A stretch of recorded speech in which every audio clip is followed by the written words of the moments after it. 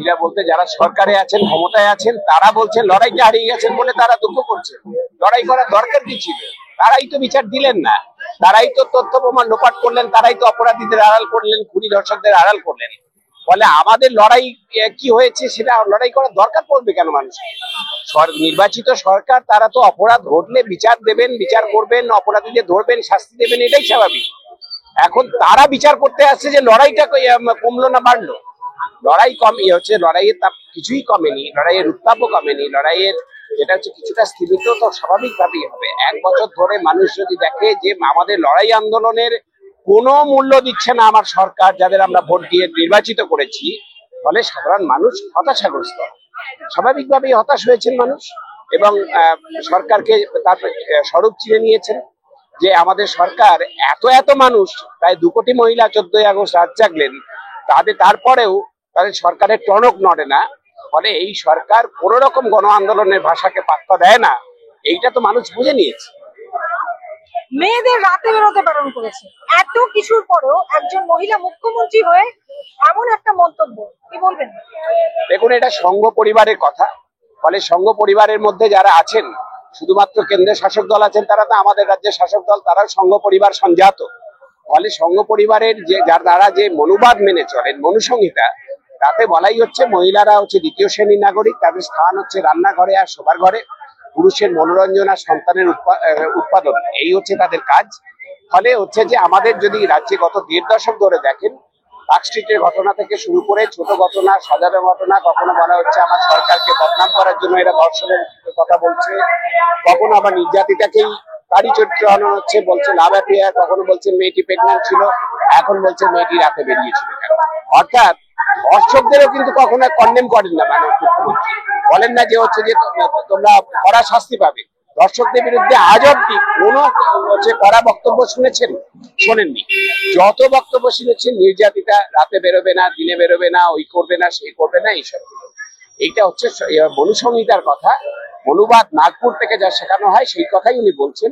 রাজ্য প্রশাসক হচ্ছে হিসাবে উনি নিজের ব্যর্থতা, অপদার্থতা আরেকবার প্রমাণ করলেন। এই জন্য নিজে বিচার দিতে পারেন না, ধর্ষণ আটকাতে পারেন না, আর হচ্ছে যে উনি সেই জন্য সেটা স্বীকার করে নিলেন এই কথার মধ্যে দিয়ে যে তোমরা রাত্রে বেরোলে ধর্ষিতা হবে, আমি আটকাতে পারবো না, আমার প্রশাসন অপারক, এইটা উনি স্বীকার করেন। যেখানে মানে আমরা দেখতে পাচ্ছি আরজিকরের মতো ঘটনা বিশ্বব্যাপী সারা পড়ে গেল, অনেকেই বলছেন সেই ঘটনায় যদি কড়া শাস্তি পেত তাহলে পরবর্তী যে ঘটনাগুলো হলো, যেমন কসবালা কলেজ, যেমন দুর্গাপুরে সেই ঘটনাগুলো ঘটতো না, এটা কতটা সমর্থন করে? একদমই তাই।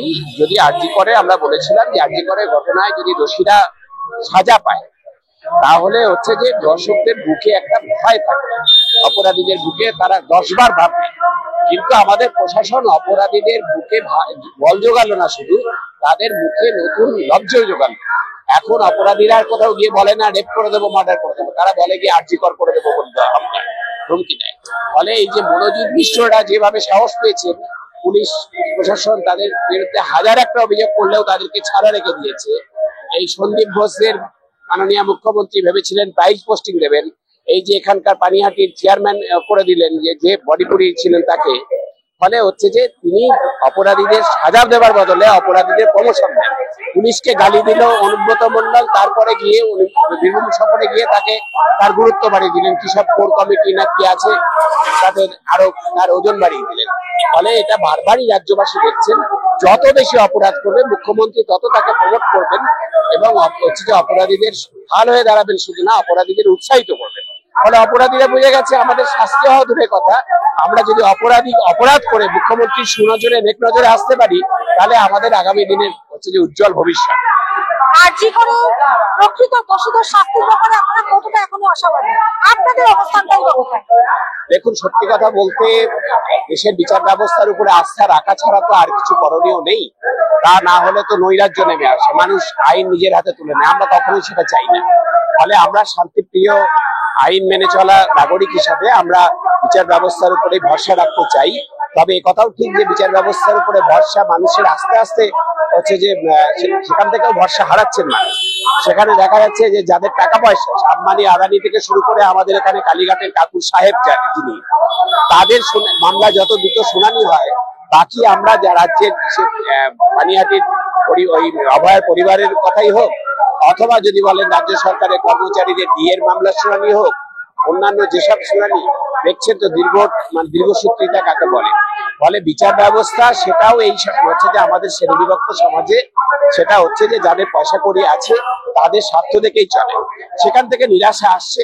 তবুও আমরা বলবো যে এখনো আমরা সম্পূর্ণ ভরসা হারাইনি, এখনো বিচার ব্যবস্থার উপর যেটুকু ভরসা আছে তার এবং মানুষের আন্দোলন, মানুষ এখনো কিন্তু রাজপথ ছাড়েনি, ফলে আগামী দিনে বিচার তারা ছিনিয়ে আনবে। আপনাদের অবস্থানটা কি?